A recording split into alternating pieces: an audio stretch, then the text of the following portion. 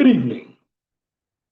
Welcome to another edition of the 411 Talk Song Radio Show right here on YouTube. My name is Leon Jones, and this evening I'm going to get more into an educational video. Yes, it does involve politics. In fact, I'm going to talk about some upcoming videos, the different types of tax systems as well, because many individuals, you hear a lot of the politicians talk about capitalism, socialism, Marxism, but many politicians, they have the ideology from some of these economic systems, but they don't practice them, particularly here in America. Now, the reason why I want to talk about capitalism, because capitalism seems to be everybody's enemy here in America, especially if you are on the left. What the left believes is that the monies don't trickle down. Well, when it comes to capitalism, capitalism is not always going to be an equal system. Everybody is not going to be a millionaire. Now, with every economic system that is deployed in the world, you're never going to stop greed. In fact, your greedy people are your elitists. And your elitists come from the private sector and the public sector. You look at how many individuals have been caught doing fraud, and they've been in the government. And yes, some of them have been in the private sector as well, particularly the PPP loans. But even the amount of fraud in the PPP loans isn't as big as what went on with the Somalis in Minnesota. Now, do I blame everything on the Somalis? Well, no. And here's why I don't. Because there should have been somebody in Minnesota who was part of the government watching the Somalis, watching the fraud. But you want to know why they weren't watching the fraud? Because they were part of the fraud. Tim Walz and a number of his cronies in Minnesota, Gavin Newsom. Now, I'm bringing some of these fraud cases to the forefront because the left is going to blame capitalism with all the fraud. When you know that some of your most authoritarian systems, because I know individuals here talk about socialism. Socialism is really a watered down version of communism. Socialism is where the government, they control all the resources and they decide where the resources are going to be distributed to. With socialism, you do have some private property. However, the government is the central control. With communism, the government controls everything. You basically have no ownership of private property. But with capitalism, you do. Now, why is everybody afraid of capitalism? Well, in the last 60 years, we've been preaching that rich people are bad. Now, are all rich people bad? No. Many of us will never be where some of the rich people are. Now, how did the rich people get this wealth? Well, could have been passed down. And in the Black community, we don't have that generational wealth. Many of us have the worker's mindset. Now, when it comes to capitalism, you don't have to be a billionaire to have capitalism work for you. Capitalism is rough because there is a lot of competition. And I'll tell you one aspect of where the competition is. I did a video on my other channel for individuals who are interested in getting into the hospitality industry. Now, the biggest arena where most people are going to go within the hospitality industry is to own a restaurant. Well, why are individuals going to go and own a restaurant? Well, number one, individuals believe that a restaurant is easy. But what they don't understand is, and this is where capitalism might smack some people upside the head, it's a lot of competition, like I said, in capitalism. And in capitalism, you're going to have some of the big dogs eat the small dogs. You're going to have mergers. You're going to have individuals that are going to go bankrupt. They're going to go out of business. And I'm talking about some of your top chains. Now, why does that happen? Because they cannot compete. See, capitalism is all about the competition. I'll give you an example. I work for a testing company where I'm a construction project manager of. It's called Atlas Technical Consultants here in Indianapolis. Now, when you look at capitalism, what it does, it gives contractors choices based on how many testing companies there are for them to have work to be given to these companies. In other words, the more choices that the contractor has, the better it's going to be for the contractor. Because with anything, many of us always bid on the most cost effective, or we want to be able to pay the least amount for services. That's true. We want to keep a lot of our money. But I can tell you right now, here in Indianapolis, the market is 13 testing companies out here. Now, here's the issue with capitalism. Well, the contractors have plenty of choices to choose from. But when it comes to labor within those testing companies, you have some companies that undercut others, which means the workers, like your technicians, their wages are they're going to be flattened. They're not going to go any higher. They're going to be at market rate. Say it's $24. But now the company is going to bill out for a technician $75.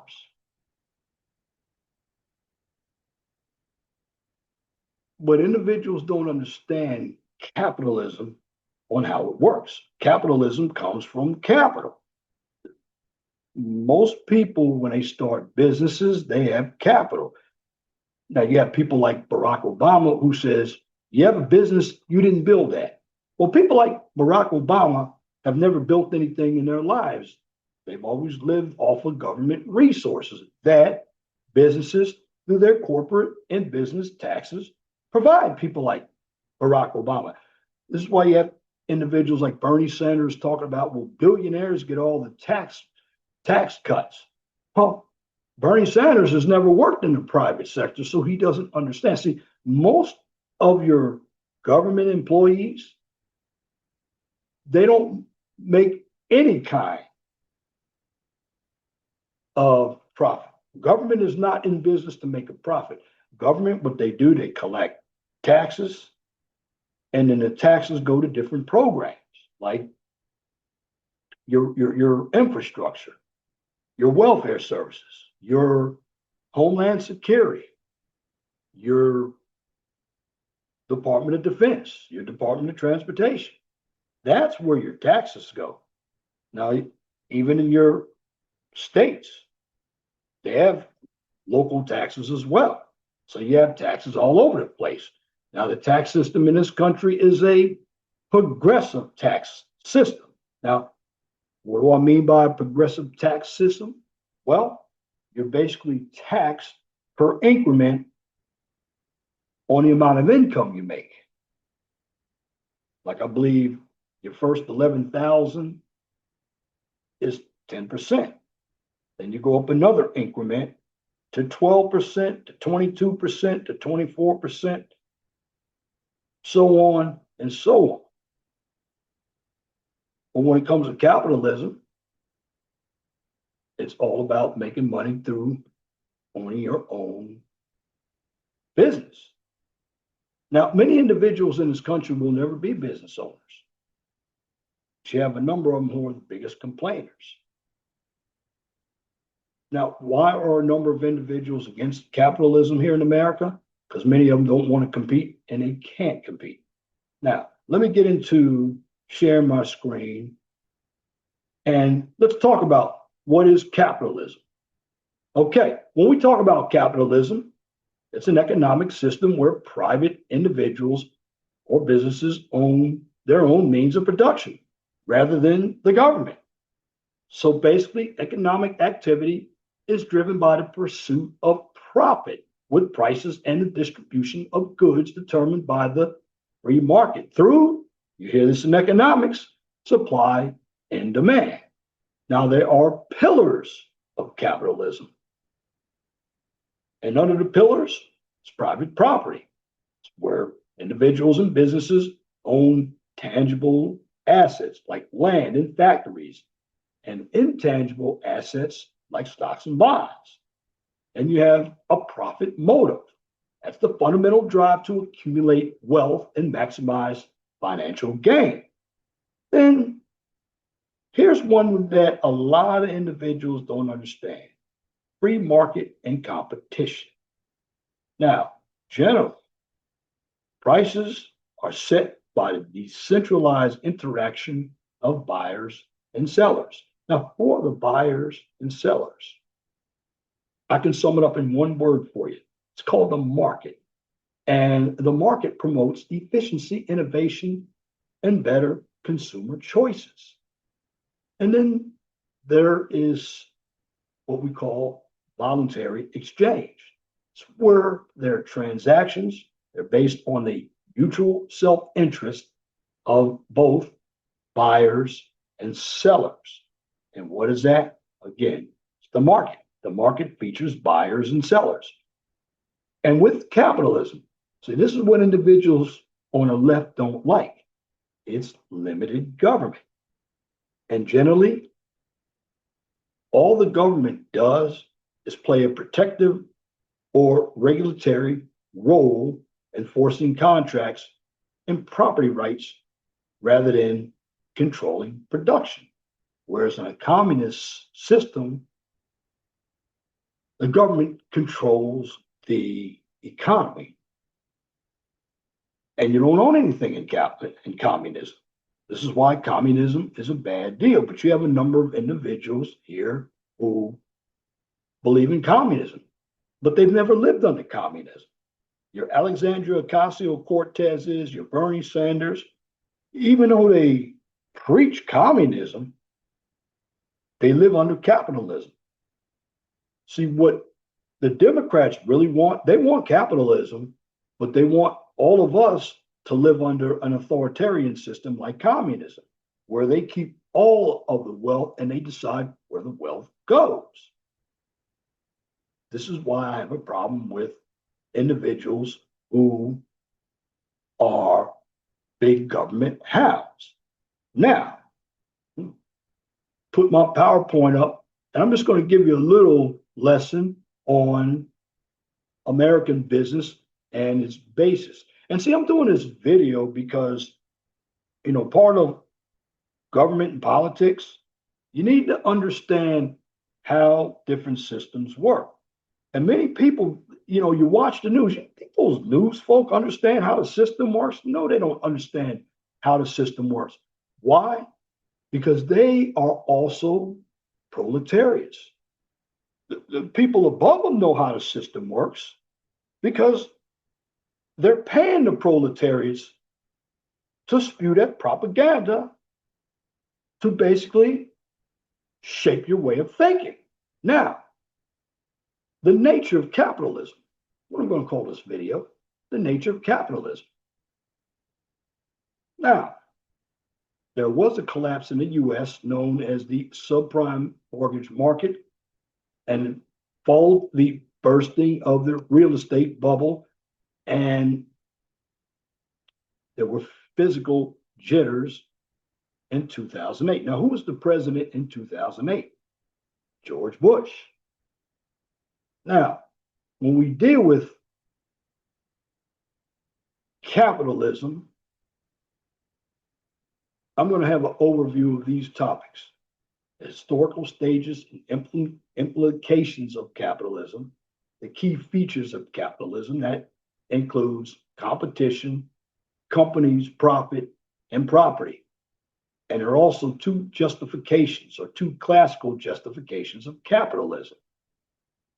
And with every system, there are going to be your fundamental criticisms of capitalism, including inequality, poverty, and worker exploitation, and their economic challenges, including the decline of manufacturing, outsourcing, and work attitudes. Now, the basic historical and conceptual categories are presented for understanding the social economic framework within which business transactions occur and moral issues arise. Now, the moral problem related to the free enterprise system and capitalism are identified. Now, how can capitalism increase wealth without creating moral issues? Does capitalism enhance societies or tarnish them? Now, that just depends on which side of the coin you're on. Now, if you are one who's the worker, you're never going to believe that capitalism enhances societies. You're going to believe that capitalism tarnishes societies. Now, if you are one who is a business owner and you're making profit, your workers, because a number of people on the left believe capitalism is really innate slavery, where you're just using your workers. Well, your workers are there to do a job. Your workers are getting paid for their time. And everybody cannot be an entrepreneur. Again, my proof, look at restaurants. If everybody could do it, 3 out of 4 restaurants would not fail. This is what individuals don't understand about capitalism. You have to have a business mind. You have to have a product that is in demand. And if there's a product that you are trying to utilize that's already being used by the public, you're going to have to make yours better. In other words, you're going to have to compete in the market. That's capitalism for you. Now, capitalism, again, it's an economic system in which the major portion of production and distribution is in private hands, operating under what is termed a profit or a market system. Now, you have the polar opposite of capitalism known as socialism, which is an economic system characterized by public ownership of property and a planned economy. And then there's what we call worker-controlled socialism, a hybrid market-oriented socialism. Now, capitalism. Capitalism has historically evolved from the Renaissance through several stages: mercantile, industrial, financial, and state welfare. Many believe we are now at a new stage, globalized capitalism, which involves reliance upon foreign labor and services, joint ventures, and overseas companies, outsourcing, etc. Capitalism is constantly changing as a new socio-economic and political conditions they do arise. Now, the key features of capitalism: companies. Capitalism permits the creation of companies or business organizations that exist separately from the people associated with them. And then the profit motive. Well, again, I said private because the private sector is what contributes to all the jobs that create taxes for the government. So, as a key feature of capitalism, there's a motive to make profit.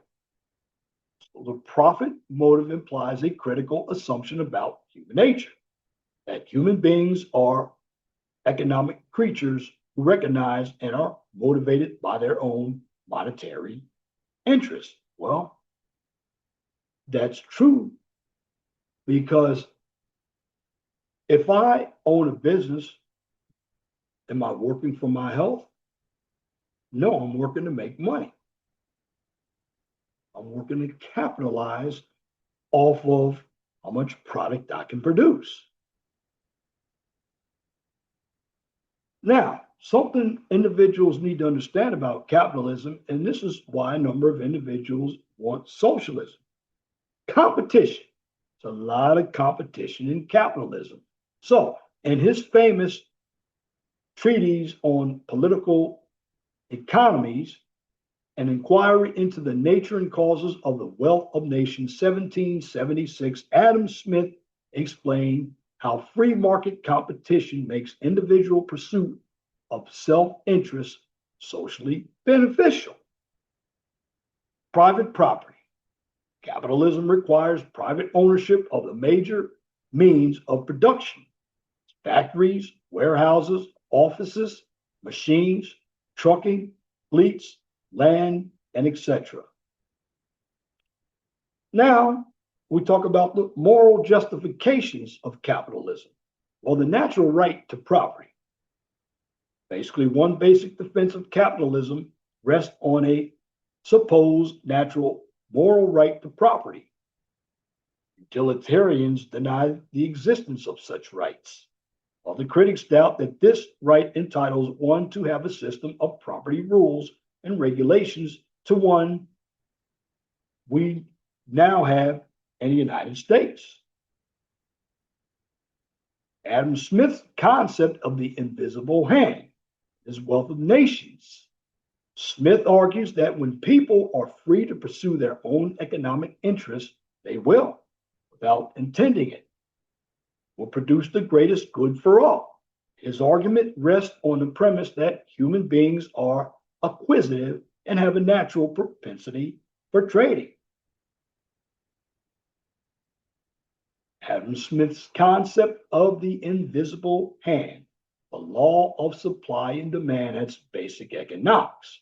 Smith argued that a market left to itself is regulated by the mechanism of supply and demand.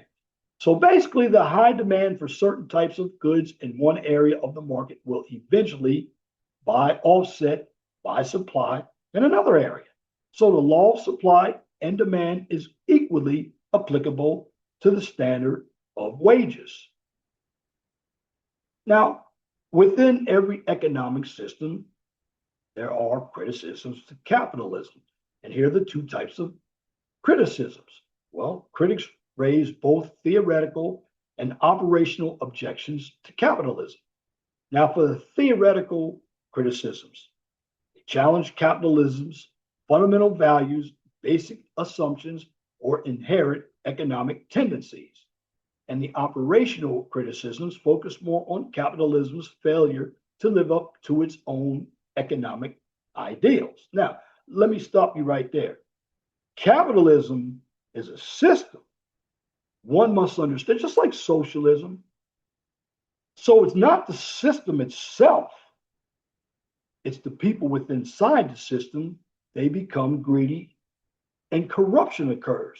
And that's in every economic system. Also, with capitalism, you hear the word inequality. Critics argue that poverty and inequality challenge the fairness of capitalism and its claim to advance the interests of all. Well, technically, everybody who lives in this country is not going to be motivated to own a business. You have a number of people who aren't even motivated to work. So when we talk about inequality, yes, there is inequality. However, you have some individuals who are actually living off individuals who are working and they do not, what George Bush says or used to say, have skin in the game. Now, the defenders of capitalism respond in three ways because you can challenge there is poverty, there is inequity. Yes, there is. Is there fairness in capitalism? That depends on who you talk to. But the defenders of capitalism respond in these ways by blaming government for interfering with the market. Too much government regulation that can hurt capitalism, by arguing that capitalism or the capitalist system can be internally modified by political action. Again, political action is where you get activism or you get government trying to regulate everything by arguing that the benefits of the system outweigh its weak points. Human nature and capitalism. Capitalism wrongly assumes that human beings are rational economic maximizers. Capitalism offers us no higher sense of human purpose. Capitalism operates on the assumption that human beings find increased well being through greater material consumption. Competition isn't what it's cracked up to be. Well, that could be true. But that happens in every system. You're always going to have one level who's going to have the most. So capitalism breeds oligopolies. Oligopolies mean for the rich and by the rich, which the concentrations of property and resources and thus economic power is in the hands of a few. That's what I call a oligopoly. Corporate welfare programs often shelter business from competition. Critics contend that cooperation rather than competition leads to better individual and group performance. I can see that. But remember, a lot of these entities are paying the politicians. A lot of these entities with money. See, politics is also about money, and even your labor. Money has a way of influencing the decisions of people who are in our government. Now we have criticisms, the exploitation and alienation. Karl Marx argued that as the means of production become concentrated in the hands of the few, the balance of power between capitalists, or we call them the bourgeoisie, and laborers, the proletariat, tips further in the favor of the bourgeoisie. Now, because workers have nothing to sell but their labor, the bourgeoisie is able to exploit them by paying them less than a true value created by their labor. Well, this is why in the United States there is what we call a minimum wage of $7.25. However, a lot of companies are paying twice minimum wage. And the bottom line is, here in America, a number of individuals are not going to be entrepreneurs. If we had everybody who was an entrepreneur, who would be the workers? Many of us would be workers. We would be self-employed. It would be a lot of competition. And what happens, everything will be stagnated. It's like degrees, okay? In the 90s and early 2000s, because of the Welfare to Work Act in 1996, particularly, and you hear it with a number of Black women telling you how educated they are. Yeah, they were given a lot of the resources so they wouldn't go on welfare. But the bottom line is, it was much easier for everybody to get a degree. Now you have an economy saturated with degrees, and guess what? You're back to square one. It's like we still have a stupid civilization. Also, in his economic and manuscripts, which were philosophic, 1944, Marx explains the notion of alienation as the separation of individuals from objects of their creativity. The separation, in turn, results in one's separation from other people, from oneself, and ultimately from one's human nature. Now, today's economic challenges, and these slides may be a little older because it depending on where you live. Here in Indiana, they still make steel. They're still making transmissions and parts. So there is a decline in American manufacturing. That's because of the NAFTA deal by Clinton. But now Trump, this is where tariffs came into play. If you're a company and you want to help build manufacturing in America, you can build your plants right over here and not pay any tariffs. So he's trying to utilize the tariffs to influence individuals to bring their companies over here. Now, talking about the decline of American manufacturing. Well, whereas manufacturing accounted for 27% of the GDP in the mid 1960s, it has fallen to about half that. For the first time since the Industrial Revolution, manufacturing employs less than 10% of the US workforce. So in 2007, the number of factory jobs hit a 57-year low. Critics worry whether the US can prosper without a strong manufacturing base. Well, now manufacturing is a lot different. You don't need as many people. We're not building Model Ts with human element anymore. We're using robotics and automation.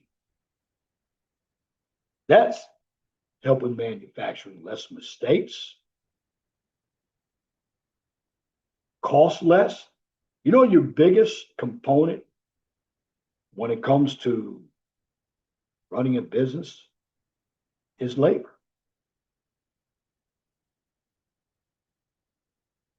And as a percentage of the gross domestic product, manufacturing in the US has declined by more than 50% since the 1960s.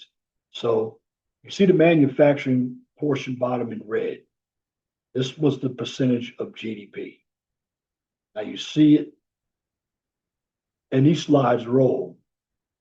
It's probably a little higher. I don't believe it's 27. Could probably be about 15.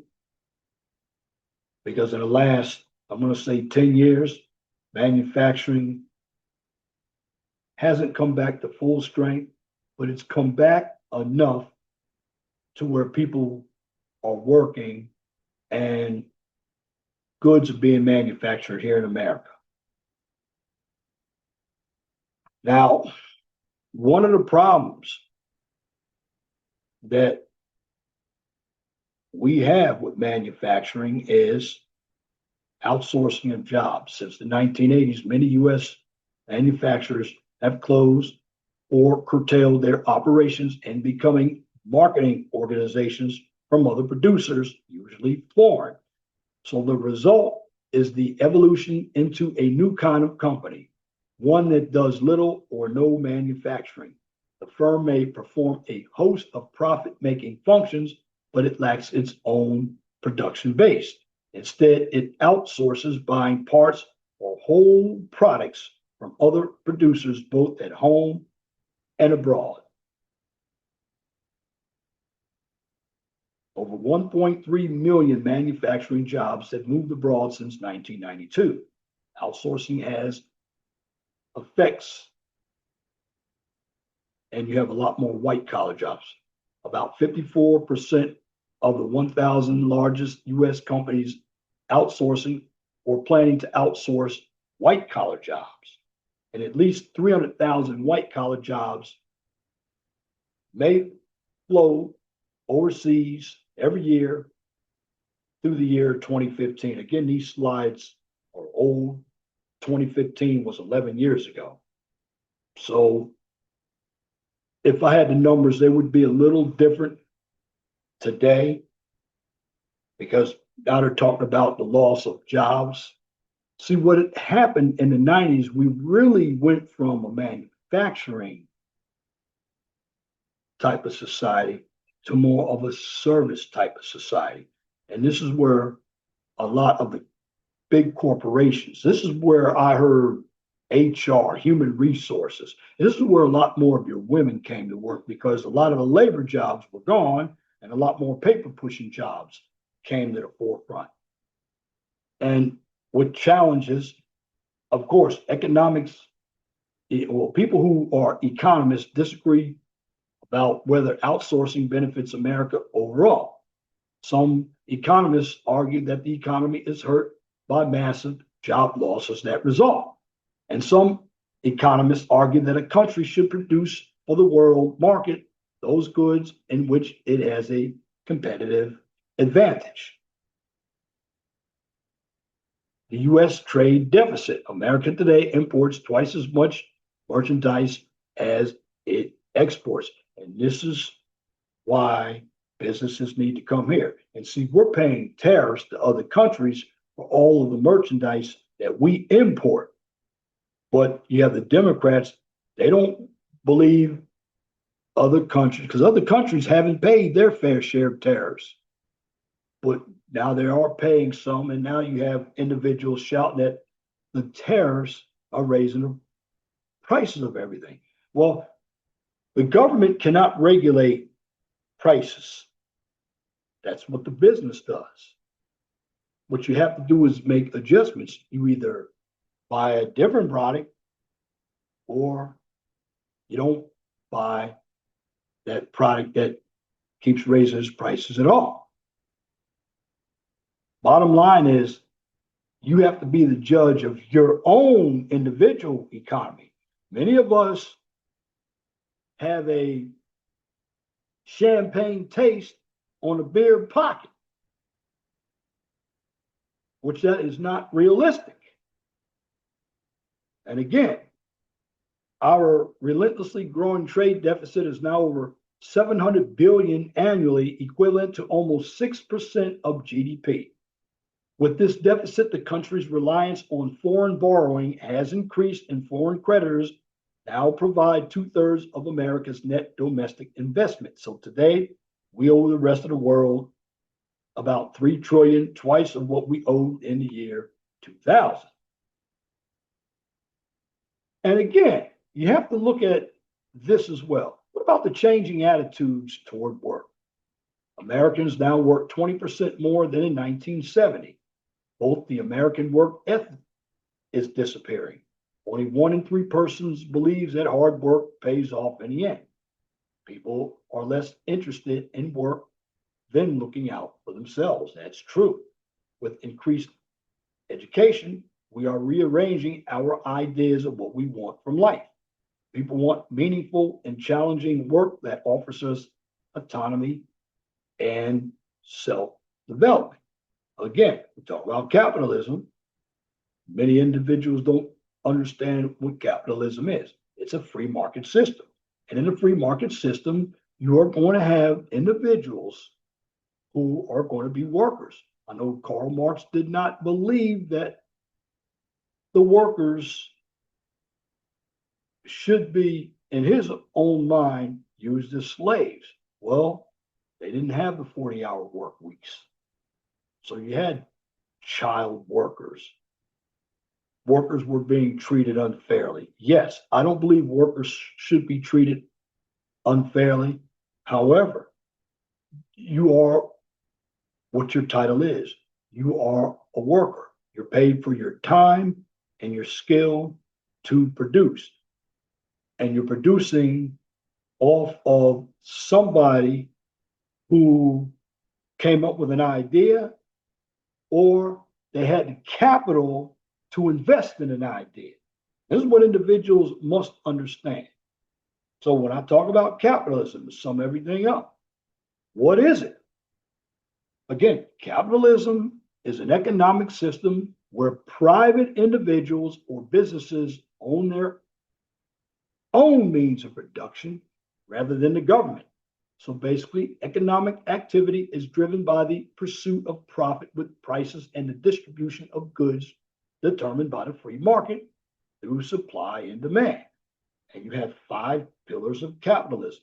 Private property, that's where individuals and businesses own tangible assets like land and factories and intangible assets like stocks and bonds. Then you have your profit motive, the fundamental drive to accumulate wealth and maximize financial gain. Free markets and competition. It's basically prices.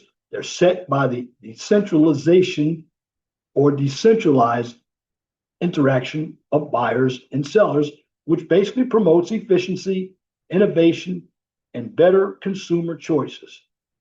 Voluntary exchange. Transactions are based on the mutual self-interest of both buyers and sellers. Limited government. The state generally plays a protective or regulatory role enforcing contracts and property rights rather than controlling production.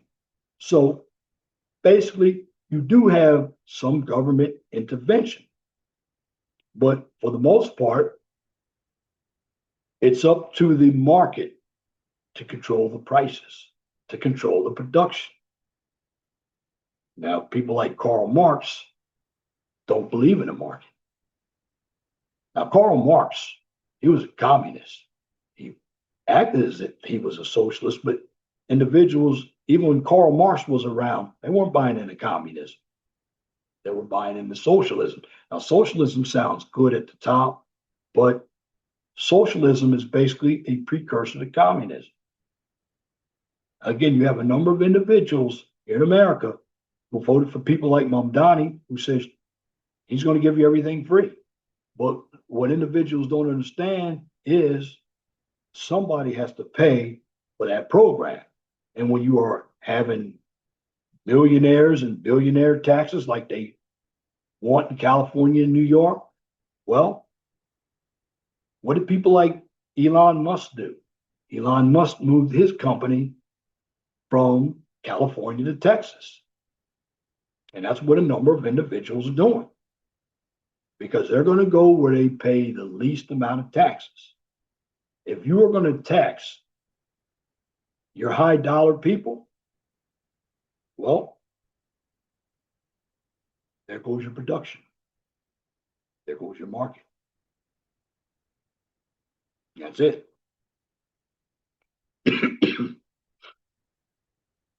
But I want to say this. You have to understand how the market works. You have individuals who don't understand how the market works, but they're sitting on TV and they have this attitude about people who want to produce. Bottom line is this. Everybody's not going to be rich in America. Everybody's not going to be poor in America. Communism is about competition. The market dictates everything. In order for you to participate in the market, you have to understand the market. You have to understand that the government is going to protect you. Regulations. Regulations provide safety and a good work environment. But with capitalism, you're always going to have individuals who are going to get richer and you're going to have workers. Now, some might look at it as modern day slavery, where the only difference between the slave and a worker is that a worker is getting a wage, but you have some individuals who don't even want to be entrepreneurs because business people, they have a lot of responsibility. Now, sometimes the government will bail them out, but a lot of times have businesses filing Chapter 11 to reorganize their businesses. You have some that go out of business because they can't compete. So this is where you're getting a lot of your mergers. Now you have a lot of joint ventures, particularly in my industry. I work in the civil engineering and construction industry. A lot of individuals. So you're bringing, instead of one head, you're bringing two heads together so they can share the same liabilities. But in the end, understanding that market is what drives everything. The market is dictated by capital. Yes, you have some greedy individuals. Yes, you do. For the most part, if I had to look at capitalism and communism, I am more free under capitalism. Why? Because I control the production, not the government. And the way to freedom is to have control of what you create, buy, and sell, and how much profit you're allowed to make. Bottom line, capitalism is a free market. If you don't understand the free market, because you have a number of individuals out here get upset with all these corporations, but yet they're out there buying everything that they sell. You know, it's funny when gas prices went up to almost $5 a gallon here in Indianapolis. There were still people complained about the economy. They were still on the road driving. They were still going out to eat. They were still going shopping. Bottom line, too, your economy is dictated by how much money individuals are spending on your product as well. So it works hand in hand. You keep putting the money into the economy, and even if the prices go up, if you keep acting like the prices don't go up and you're spending more, companies are going to get more. If they're going to lower their prices, no, they're not. So you have to be a smart capitalist. And what I mean, a smart capitalist is don't live above your means. In other words, stop being delusional.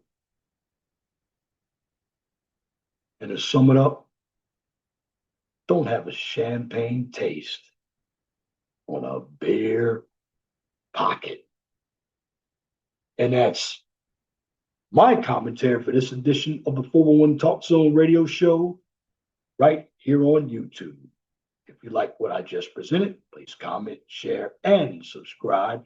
And if you are looking for some STEM content, check out my second channel, the QCIS channel, where on that channel, you get a daily dose of science, technology, engineering, and math. Now, here's where you can find me. For the 401 Talk Zone radio show channel, you can find me right here on YouTube, X, formerly Twitter, Rumble, and Truth Social. And for the QCIS channel, you can find me right here, YouTube, X, formerly Twitter, and LinkedIn. Once again, I want everybody to understand how communism, capitalism, socialism, look at those three economic systems, understand how they work. And you ask yourself this question: where am I going to benefit when it comes to overall wealth? Do you want a welfare state or you want the free market? But don't be envious of what somebody else has, because that's another problem too. And that Democrats are creating that envy where it used to be where many of us believe that succession in a society was plentiful. Now we look down on it. So You want everybody to be in poverty, Democrats? But you have people who vote for those Democrats because they don't have any policies. What they want is a welfare state. They want to keep you dependent on the government. And when you are dependent on the government, they control you. Remember that. Might not like capitalism, but you do like the freedom to own and spend on whatever you want. A number of you do. Too many of you are listening to the Bernie Sanders and the Alexandria Ocasio-Cortez, individuals who really have never worked in the real world. Although Alexandria Ocasio-Cortez was a bartender, she has an economics degree, but doesn't understand a damn thing about economics.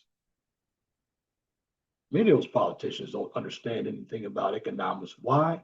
Because they're living off of people like us who are workers, taxpayers.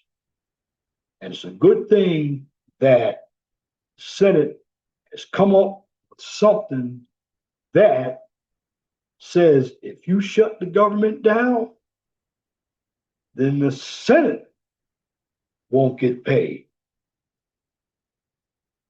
That's a good thing if it actually goes through. That's a big problem too. Shut the government down, let the senators and the congresspersons go without getting paid. Let them feel the heat. But I want everybody to stop being jealous and envious of individuals that have what you don't have. Everybody is different. And don't be offended. I'm not offended that somebody has more than me. You shouldn't be offended that I have more than you. In other words, always be blessed for what you have. Don't worry about what you don't have. Know that the sun always rises in the east and sets in the west. If it doesn't apply, then let it fly. But if the shoe fits, wear it. And if you don't like the shoe, then you just change it. And once again, thank you for listening to this edition of the 411 Talk Zone radio show right here on YouTube. Till next time, my name is Leon Jones. I want you all to have a wonderful and gracious evening. God bless you. I'm out.